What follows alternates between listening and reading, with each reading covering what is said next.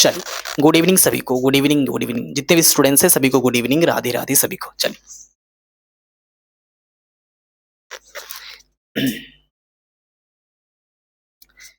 देखिए, आज की जो टॉपिक है आप सबका, वो टॉपिक है आपका योग का ऐतिहासिक परिप्रेक्ष्य। ये योग क्या होता है, कल हम लोग डिस्कस किए हुए थे। योग मतलब होता है जोड़ना। किसको जोड़ना जी? मन को जोड़ना। कौन मन को जोड़ना? अपने शरीर को जोड़ना, अपने मन को जोड़ना, अपने आत्मा को जोड़ना ही योग कहलाता है। योग मतलब ये नहीं कि हम 4, 5, 6 को जोड़ देंगे, है ना? 4, 5 और 6 को जोड़ देंगे तो 15 हो जाएगा। ये योग तो हम लोग नॉर्मली करते हैं, लेकिन हम योग जो है यहाँ पे बात कर रहे हैं अपने लिए।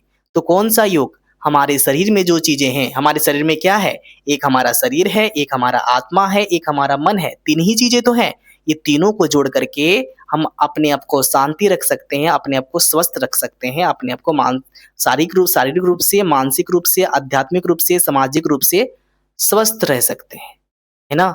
शारीरिक रूप से यानी शरीर रूप से, मन से, मानसिक रूप से, सोशल से यानी सोसाइटी रूप से यानी सामाजिक रूप से, आध्यात्मिक रूप से यानी ज्ञान से, ये तीनों से हम स्वस्थ रह सकते हैं। स्वस्थ कब रह सकते हैं? जब हम योगा करेंगे। योगा करेंगे तो अपने मन को, आत्मा को और शरीर को एकत्रित करना होता है ना? मिलाना होता है, तब हम योगा का संपूर्ण लाभ ले पाते हैं। ठीक? चलिए, लेकिन आपका क्वेश्चन आएगा कि सर ये योग जो है ना, योग यानी योगा जो है ये कहाँ से आया सर? इतिहास तो समझना होगा ना जी।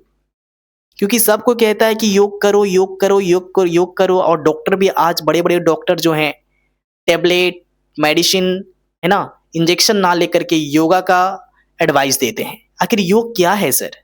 योग दिया तो दिया किसने? आपका तो क्वेश्चन आएगा, ये क्वेश्चन आएगा ना कि योग किसने दिया। आज पूरी विश्व, आज पूरी दुनिया योग को फॉलो कर रहा है, योगा को अपना रहा है। अमेरिका, है ना, अमेरिका हो, ब्राजील हो या फिर चाइना हो, सारा देश, जितनी भी डेवलप्ड कंट्री है, सभी देश जो है योगा को फॉलो कर रहे हैं। आखिर योगा किसने दिया?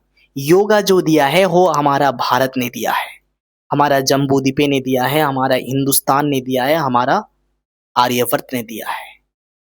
किसने दिया है? हमारा भारत देश ने दिया। तो हमें गर्व महसूस करना चाहिए अपने भारत पे, हमें प्राउड महसूस करना चाहिए अपने भारत पे, क्योंकि भारत ने ही योगा का आविष्कार किया और पूरा योग जो है ये पूरे विश्व अपना रहा है। बीमारी से मुक्त रहने के लिए, है ना, मानसिक रूप से, शारीरिक रूप से, सामाजिक रूप से और साथ-साथ आध्यात्मिक रूप से कल्याण होने के लिए, कल्याण पाने के लिए सभी लोग योगा को अपना रहा है।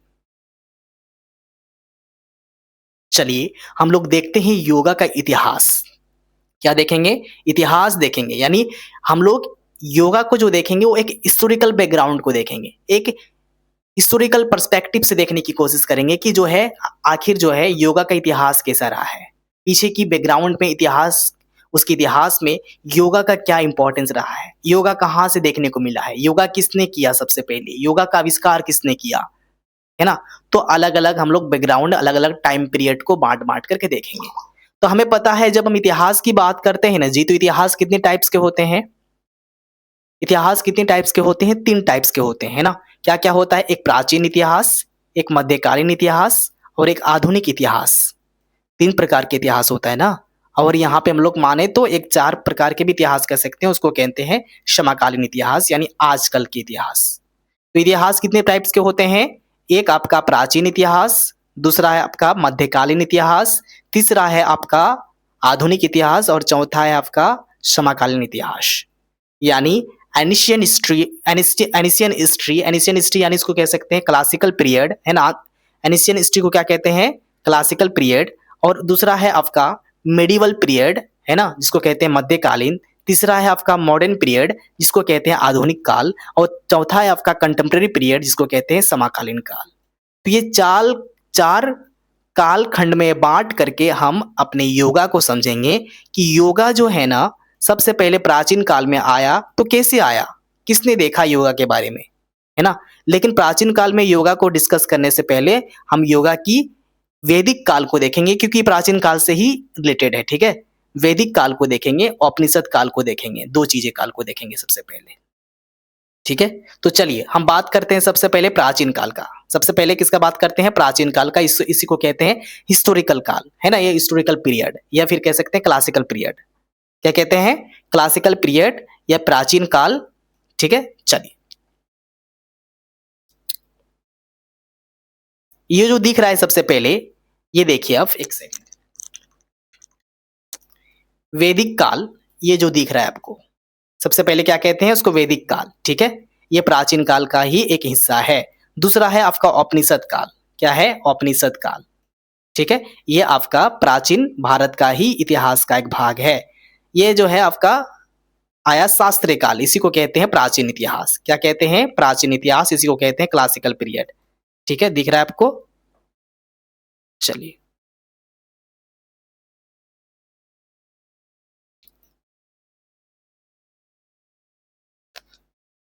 चलिए सबसे पहले समझते हैं वैदिक काल को। ठीक है? यानी प्राचीन काल के एक कालखंड को समझते हैं।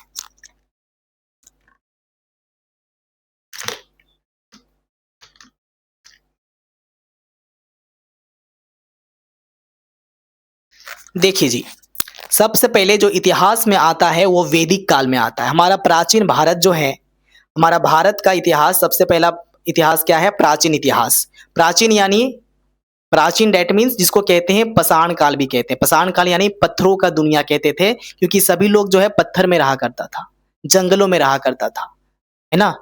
पत्थर से ही सारी चीजें जो होता था, इसी को कहते हैं पाषाण काल। ठीक है? तो पाषाण काल में ही वैदिक काल देखा गया है। तो वैदिक क्या होता है पता है? वैदिक मतलब होता है भगवान को मानने वाला।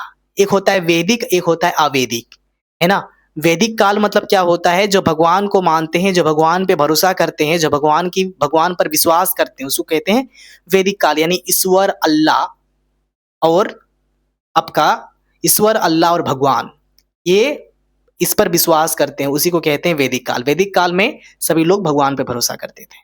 तो इसका जो पीरियड स्टार्ट होता है वो 1500 से लेके 500 ईसा पूर्व स्टार्ट होता है। ठीक है? इसमें क्या बतलाया गया पता है? योग की शुरुआत में वेदों से मिलती है। सबसे पहले वेद से मिलती है। जो योग होता है ना, योगा जो होता है वो वेदों से मिलता है।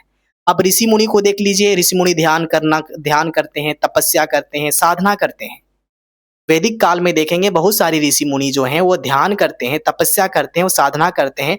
यही जो है, ये जो ध्यान है, ये जो तपस्या है, ये जो साधना है, यही है योग। अब देखे होंगे, अब जब रामायण देखेंगे तो उसमें बहुत सारे ऋषि मुनि आपको दिखाई देगा जो कि ध्यान में बैठता है, तपस्या में बैठता है, साधना में बैठता है। ये जो साधना, तपस्या और ध्यान जो है, ये क्या है? योग ही है।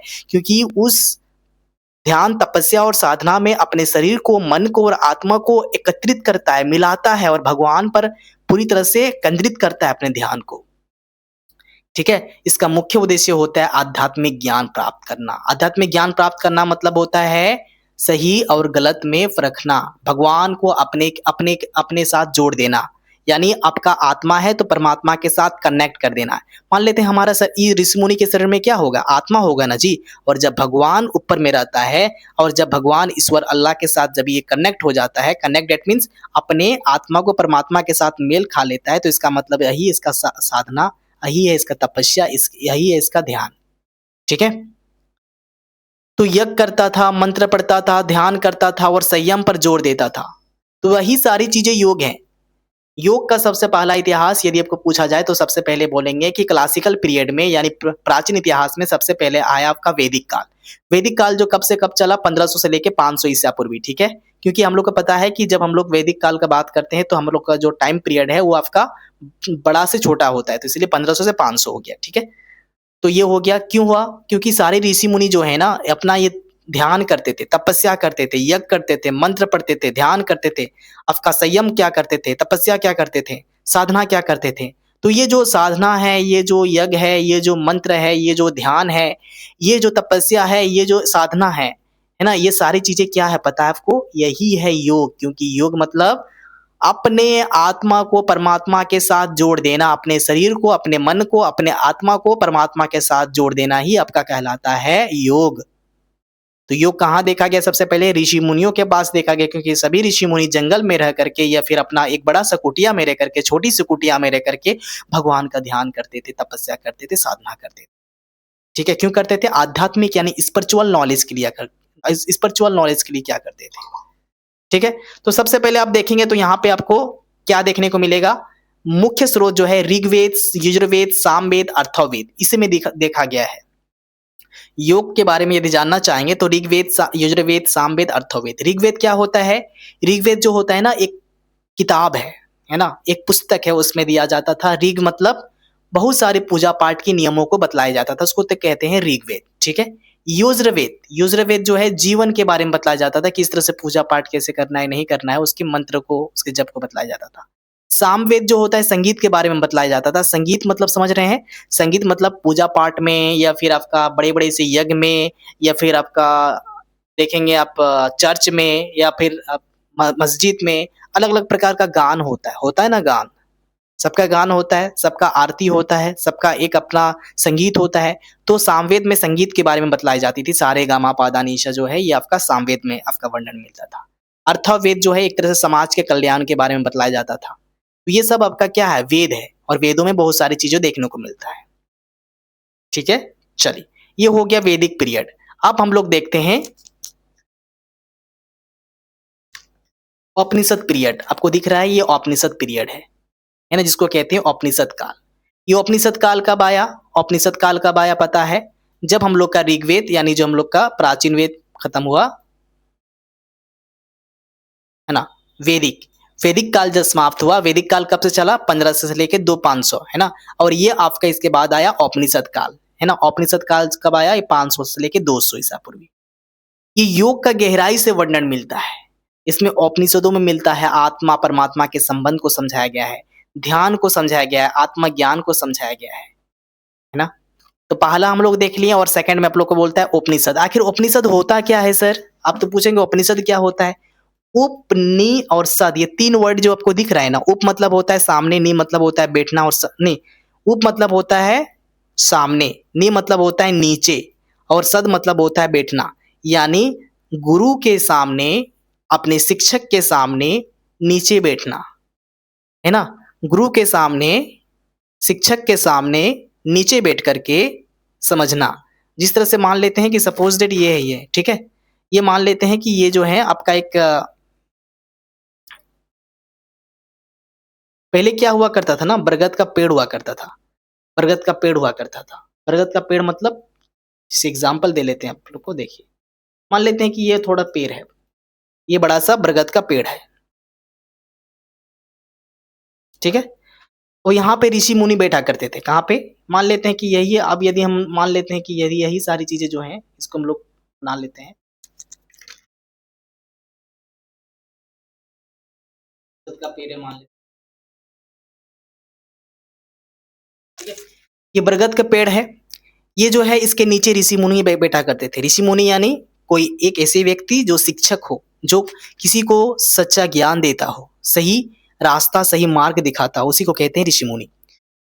तो उप मतलब होता है, उप मतलब होता है सामने, नि मतलब होता है नीचे, और सद मतलब होता है बैठना। यानी एक ऋषि मुनि जो है उसके सामने बहुत सारे उसके शिष्य बैठते थे। शिष्य मतलब छात्र, छात्र मतलब स्टूडेंट है ना। बहुत सारे स्टूडेंट्स इसके सामने, किसके सामने बैठा करते थे? अपने ऋषि मुनि के सामने नीचे बैठ करके अपने आसपास में जितने भी उसका ज्ञान दिया करता था वो सब ग्रहण करता था, है ना। हम लोग अभी तो ऑनलाइन से पढ़ रहे हैं ना जी, अभी तो ऑनलाइन से पढ़ रहे हैं, आप लोग तो मेरे पास आ नहीं रहे हैं। लेकिन पहले के टाइम में कैसे पढ़ाई था पता था? पहले के टाइम में एक बरगद के पेड़ के नीचे जो है एक ऋषि मुनि बैठ करके हजारों बच्चे, हजारों शिष्य बैठ करके अपने गुरु से शिक्षा लिया करते थे, दीक्षा लिया करते थे। इस तरह से चीजें था वहां पे। तो उपनिषद मतलब होता है कि अपने गुरु के सामने बैठ करके शिक्षा लेना ही उपनिषद कहते हैं, उसी को कहते हैं उपनिषद काल। ठीक है, तो उपनिषद काल में क्या होता है ना, किताब होता है, सद होता है ना। तो आप जिसमें आप देखेंगे आपका कठोपनिषद है ना, श्वेतांशर तो उपनिषद है, मुंडक उपनिषद है, मैंत्राणी उपनिषद है, ये क्या है? सारा उपनिषद ही है। और इस उपनिषद में सारा चीज वर्णन है। इसमें बतलाया जाता है कि अपने आत्मा और परमात्मा को किस तरह से संबंध करना है। यानी आप योग कर रहे हैं तो आपके अंदर क्या है? ऋषि मुनि के अंदर आत्मा है, ऋषि मुनि का जो शरीर है, और ऋषि मुनि के अंदर एक मन है। यानी इसका मन यहाँ पे है, इसका आत्मा यहाँ पे है, और इसका शरीर इसका पूरा है। समझ में आ गया? मन इसके माइंड में है यहाँ पे, इसका पूरा शरीर है यहाँ पे और सारा इसका आत्मा जो है यहाँ पे, और यही सारी चीज़ें पूरे ध्यान करके तीनों को जोड़ करके भगवान के साथ वो अपने मन को मिलाता है। तो वही क्या है? वही है आपका वही है आपका ध्यान, वही है आपका योग। ठीक है? तो इसमें मेडिटेशन पे जोर दिया जाता था कि मेडिटेशन कैसे कर सकते हैं। सुना गया? तो याद रखना है कितने उपनिषद होता है, 4 प्रकार के उपनिषद को यहाँ पे दिखाया गया है। ठीक? चलिए, अब आते हैं क्लासिकल पीरियड में। हम लोग समझ गए, वैदिक काल समझ गए, उपनिषद काल समझ गए। अब आता है शास्त्रीय काल, यानी शास्त्रीय काल यानी प्राचीन काल का ही एक भाग है।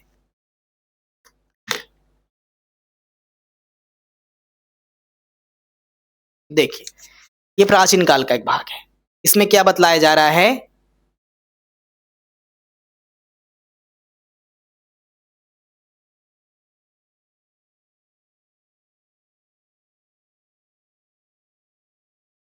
इसमें क्या बतलाया जा रहा है आप देख सकते हैं। ठीक है, एक second.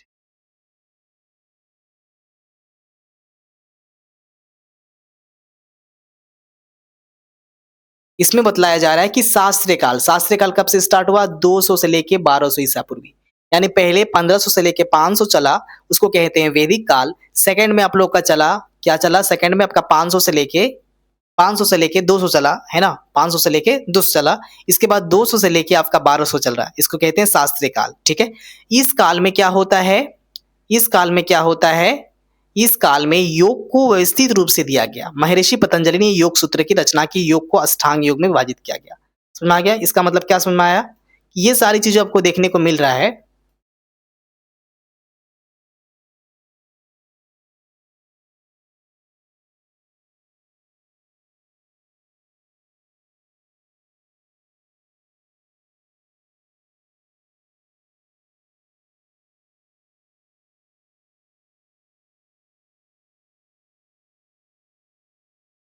Some content is erase, क्या इरेज है?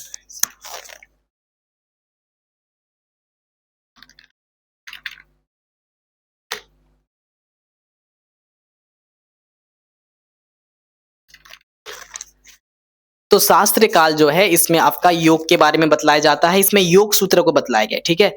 शास्त्र काल में योग सूत्र के बारे में बतलाया गया कि योग कैसे कर सकते हैं, योग कितने प्रकार की हो सकती है। तो इसको अष्टांग योग के बारे में इसने बतलाया, है ना? शास्त्र काल में अष्टांग योग के बारे में बतलाया। तो अष्टांग योग जो है आपका यम है एक नंबर, दूसरा है नियम, आसन, प्राणायाम, प्रत्याहार, धारणा और ध्यान।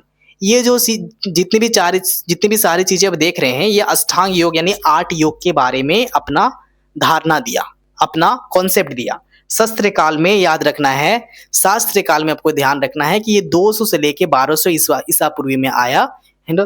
और इसी के टाइम जो है महर्षि पतंजलि ने अपना कॉन्सेप्ट दिया, है ना? योग के बारे में किसी का नाम नहीं आया, लेकिन अब वैदिक काल में भी नाम नहीं आया और उपनिषद काल में भी नाम नहीं आया, लेकिन शास्त्र काल में नाम आ गया महर्षि पतंजलि। आपको पूछा जा सकता है कि आखिर योगा का पिता किसे कहा जाता है ना? तो महर्षि पतंजलि को कहा जाता है। किसको कहा जाता है? महर्षि पतंजलि को कहा जाता है योगा का क्या? योगा का योगा का पिता कहा जाता है। और इन्होंने ही योग सूत्र की रचना की और उन्हें बतलाया कि अष्टांग योग होता है। अष्टांग योग यानी यम होता है, नियम होता है, आसन होता है। आसन मतलब बैठने का नियम क्या क्या है, उसको कहते हैं आसन। प्राणायाम मतलब सांस लेने का क्या क्या नियम है, उसको कहते हैं प्राणायाम। प्रत्याहार मतलब क्या क्या है, धारणा मतलब क्या क्या है, ध्यान क्या क्या है, यम क्या है, ये सारा जो है अष्टांग योग के बारे में दिया। क्वेश्चन आ सकता है कि अष्टांग योग जो है कौन सा काल में दिया गया? तो शास्त्रीय काल में 200 से लेके 1200 ईसा पूर्व में दिया था। किसने दिया था? महर्षि पतंजलि ने। ठीक है, कंप्लीट। ये हो गया, हम सबका 3 काल को समझ गए, यानी हम लोग अपना प्राचीन काल को समझ गए। प्राचीन काल को 3 खंडों में समझे हम लोग, प्राचीन काल, है ना? एक काल समझे वैदिक काल, एक समझे हम लोग उपनिषद काल और तीसरा हम लोग समझ गए क्लासिकल काल। ये 3 काल को समझ गए और इसमें हम लोग को समझ में आया कि वैदिक काल में भी अपना ध्यान, धारणा और साधना के बारे में, तपस्या के बारे में बतलाया गया। उसे उपनिषद काल में भी आपका मेडिटेशन के बारे में बतलाया गया और आपका साथ साथ शास्त्रीय काल में जो है अष्टांग योग के बारे में अपना कॉन्सेप्ट दिया है। ठीक, अब आता है हम सबका सेकंड जो है मध्यकालीन काल, इसको कहते हैं मेडिवल।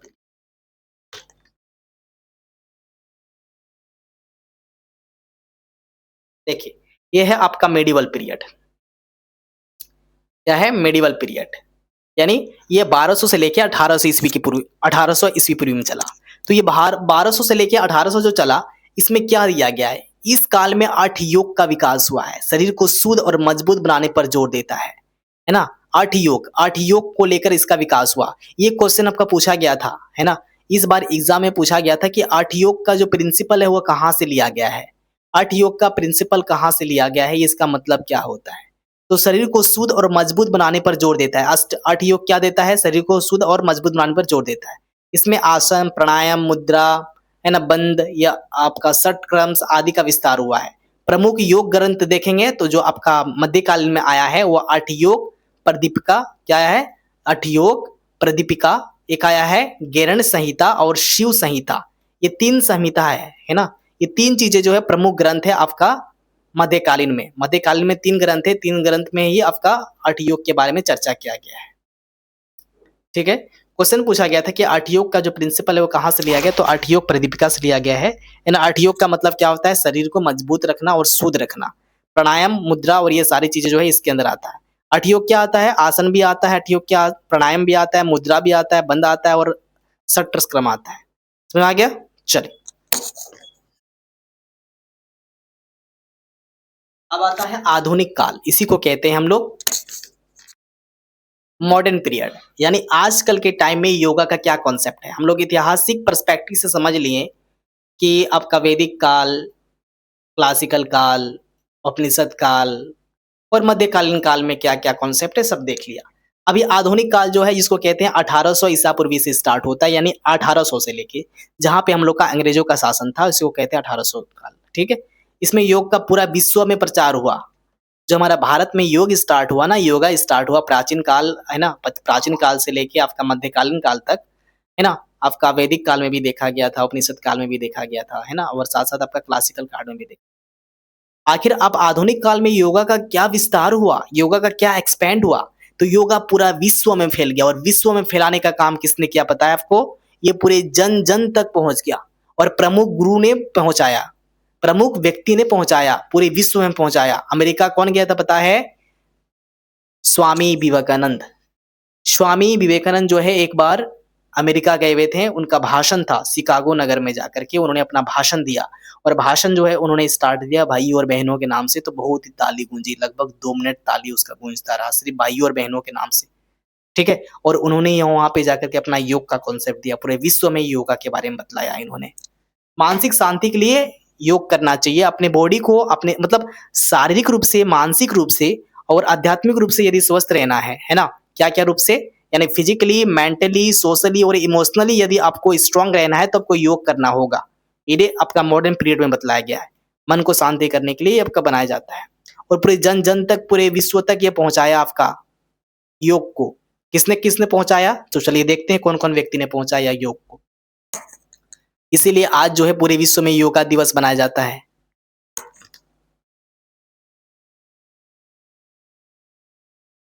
प्रमुख योग गुरु कौन-कौन हैं? मध्यकालीन के या मतलब मॉडर्न काल के, आधुनिक काल के जो प्रमुख योग गुरु हैं वो स्वामी विवेकानंद हैं। कौन है?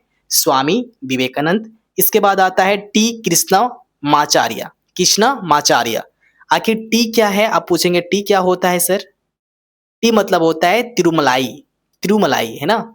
तिरुमलाई कृष्णमाचार्य, तिरुमलाई कृष्णमाचार्य। टी मतलब होता है तिरुमरी, सॉरी, तिरुमलाई, तिरुमलाई कृष्णाचार्य ने अपना कॉन्सेप्ट दिया था योग को लेकर के। ये आधुनिक काल के योग के गुरु माने जाते हैं। स्वामी विवेकानंद को भी योग का गुरु माना जाता है आपका आपका और इसको भी माना जाता है आपका, इसको तिरुमलाई कृष्णाचार्य को। इसके बाद आता है बीकेएस। बीकेएस मतलब बीकेएस क्या होता है? बीकेएस मतलब होता है बेलूर कृष्णमाचार्य, है ना?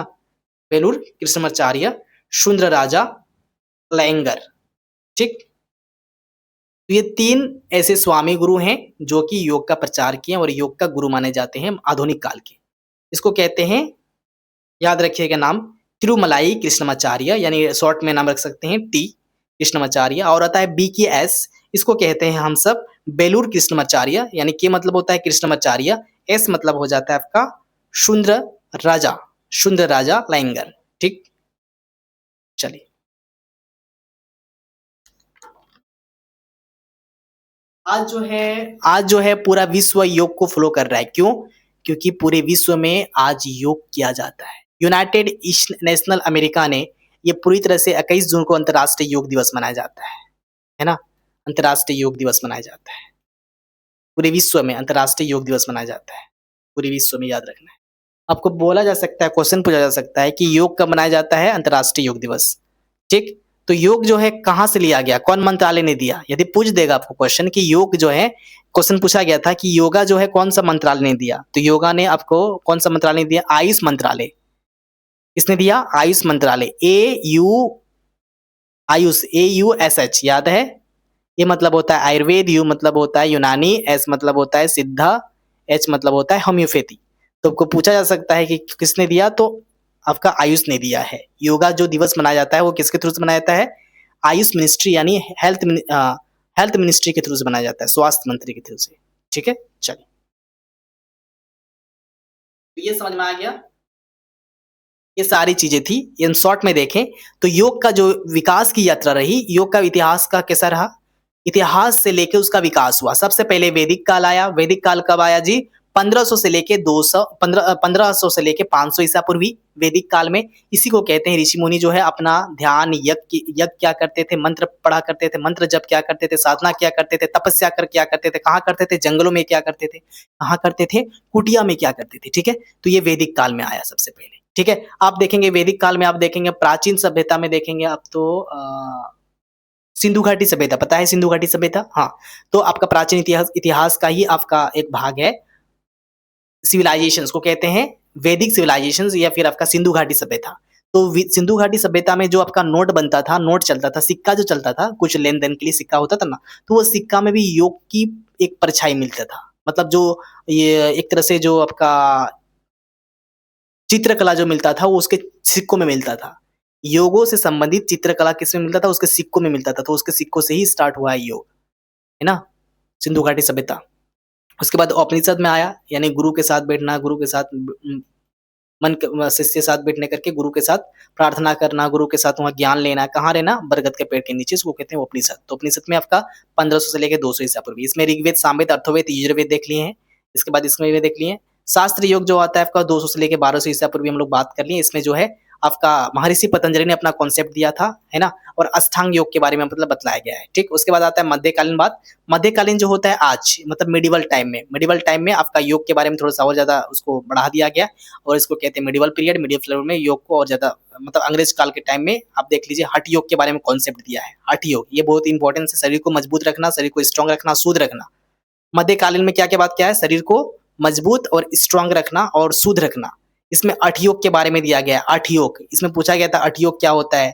अठ योग मतलब होता है प्राणायाम, मुद्रा और ये सारी चीजें। ठीक है, इसके बाद आता है आधुनिक काल। आधुनिक काल या आजकल के टाइम में, आजकल के टाइम में आप देखेंगे तो आपका कौन कौन सा था पता है? स्वामी विवेकानंद, टी कृष्णाचार्य, BKS अंग्रेयर्स, और ये तीनों जो हैं पूरे योग आधुनिक काल के योग के गुरु माने जाते हैं और पूरे विश्व में इन्होंने ये प्रचार किया योगा के बारे में। आज पूरा विश्व योगा को अपना रहा है। योग की यात्रा वेदों से शुरू होकर आज पूरे विश्व में पूरे शांति और संतुलन का प्रतीक बन चुकी है। आज पूरे विश्व में शांति, स्वास्थ्य और संतुलन का प्रतीक बन चुका है। केवल अभ्यास नहीं बल्कि जीवन जीने का संपूर्ण पद्धति हो गया है। आज योग पूरा विश्व अपना रहा है। प्राइम मिनिस्टर से लेके हर हमारे जितने भी मिनिस्ट्री के लोग हैं सभी लोग योग कर रहे हैं अपने आप को फिट रखने के लिए। आज मोदी फिट है। मोदी जो हमारे दामोदर दास नरेंद्र मोदी जो हैं आज इतने फिट है, उतना एज होने के बावजूद भी। क्यों है? क्योंकि वो नियमित रूप से अपने खान पान पे ध्यान देते हैं, अपने फिटनेस पे ध्यान देते हैं और योगा पे ध्यान देते हैं। और अलग अलग प्रकार के योगा करते हैं, प्राणायाम करते हैं, आसन करते हैं, एक्सरसाइज करते हैं, व्यायाम, बहुत सारी चीजें करते हैं। क्योंकि जीवन जीने का एक संपूर्ण सिस्टम है। जीवन जीना है तो इसको करना ही होगा। ये कोई अभ्यास नहीं है कि हम कर रहे हैं। ठीक है, ये पूरी तरह से जीवन जीने का कला है। आपको जीवन जीना है तो आपको अपनाना होगा। ये सोचिए जिस तरह से हवा की जरूरत होती है हमारी बॉडी के लिए, वही नहीं हमारे बॉडी में जिस तरह से ऑक्सीजन की नीड होती है उसी तरह से हमारी बॉडी में व्यायाम की जरूरत होती है। क्योंकि हमें पता है कि योगा से क्या होता है? शारीरिक, मानसिक, आध्यात्मिक और सकारात्मक सारी चीजें जो है हमारे बॉडी में बनती है। यानी शरीर फिट रहेगा, आप मेंटलिटी पीस रहेंगे, आप स्पिरिचुअल पावर आपका बढ़ेगा और पॉजिटिव थिंकिंग वाले हो जाएंगे आप। ठीक है, ये नोट्स अपलोड कर दिया गया है, आप लोग देख लेंगे ये सारी चीज़ें। कंप्लीट हो गया अब सबका। क्या समझ में आ गया? योग का इतिहास समझ में आ गया, वैदिक काल, उपनिषद काल। ठीक है? ऋषि मुनि की यहाँ बात किया गया, मेडिटेशन ध्यान के बारे, परमात्मा आत्मा के बारे में बात किया गया। शास्त्रीय काल में आपका जो है महर्षि पतंजलि याद रखिएगा, 8 अष्टांग योग के बारे में बतलाया। मध्य काल में 8 योग के बारे में अपना कॉन्सेप्ट दिया, शरीर को शुद्ध मजबूत रखना है। प्राणायाम, मुद्रा और ये सारी चीज़ें जो है आपका मध्यकालीन में आया। इसके बाद आधुनिक काल में जो है स्वामी विवेकानंद और जितने भी लोग जो हैं ये इसका प्रचार करने का काम किए। ठीक है? और आज जो है पूरे विश्व इसको अपना रहा है और 21 जून को पूरे अंतर्राष्ट्रीय विश्व दिवस योगा विश्व दिवस मनाया जाता है। चलिए, किन्हीं को किसी टाइप्स के कोई भी डाउट हो तो पूछ सकते हैं। धन्यवाद सभी को।